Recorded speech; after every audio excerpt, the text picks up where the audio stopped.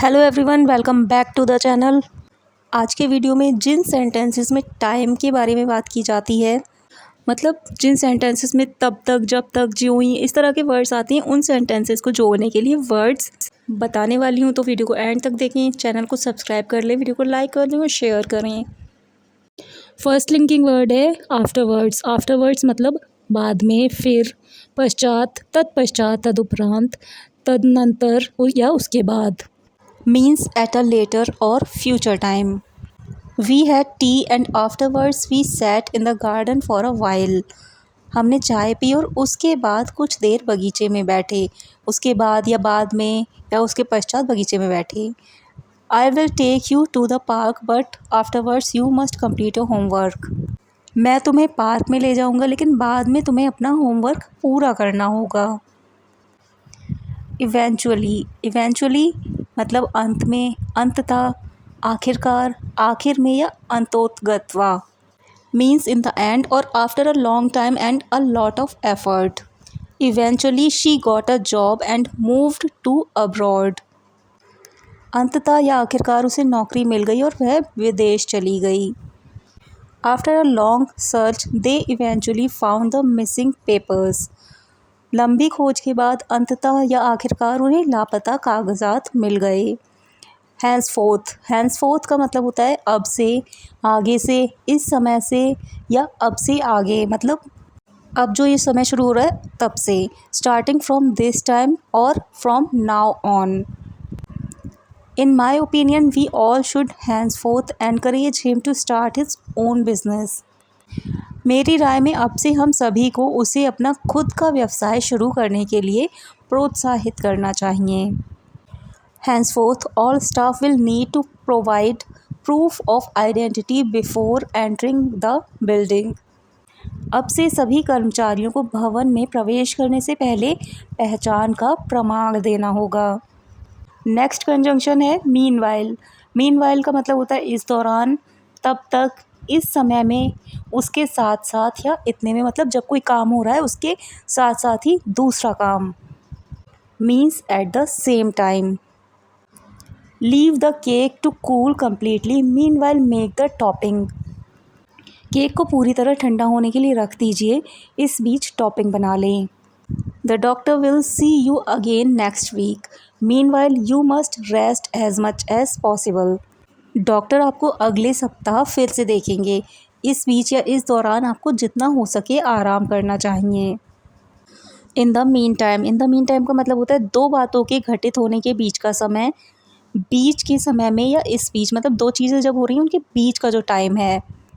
In the time before something else finishes और is supposed to happen, मतलब जब कोई काम ख़त्म हो रहा है उसके पहले के टाइम में। The store will close in 2 months in the mean time they are trying to sell all their products. दुकान 2 महीने में बंद हो जाएगी, इस बीच मतलब इन 2 महीनों में वे अपने सभी उत्पाद बेचने की कोशिश कर रही हैं। It was raining, so we decided to stay inside in the meantime. बारिश हो रही है इसलिए हमने इस बीच, मतलब जब तक बारिश हो रही है, अंदर रहने का फ़ैसला किया। As soon as मतलब ज्यों ही, जब, जैसे ही या यथाशीघ्र। It means something will happen immediately after something else has happened. मतलब जब कुछ हुआ है उसके तुरंत बाद दूसरी चीज़ होना। I will tell you where he is as soon as I can.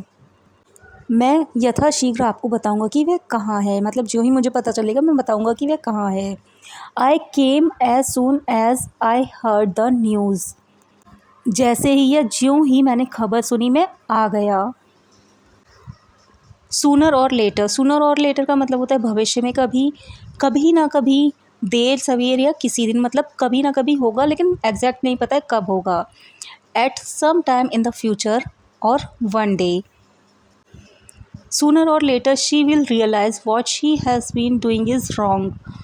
देर सवेर उसे एहसास होगा कि वह जो कर रही है वह गलत है।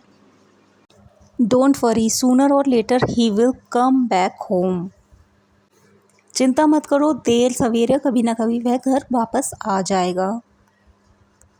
सेल्डम का मतलब होता है यदा कदा, शायद ही कभी, कदाचित, कभी कभार या बिरले, मतलब बिल्कुल ना के बराबर। नॉट ऑफन, रेयरली और ऑलमोस्ट नेवर मतलब लगभग कभी नहीं। We seldom go to dine out, हम शायद ही कभी बाहर खाना खाने जाते हैं। I had seldom seen a child with so much talent, मैंने शायद ही कभी इतनी प्रतिभा वाला बच्चा देखा हो। सिंस का मतलब होता है उस समय से, तब से, के बाद से, तब से अब तक या अभी तक, मतलब पास्ट के एक पर्टिकुलर टाइम से अब तक। From a particular time in the past until a later time और अंटिल नाउ, पास्ट के एक पर्टिकुलर टाइम से अब के समय तक।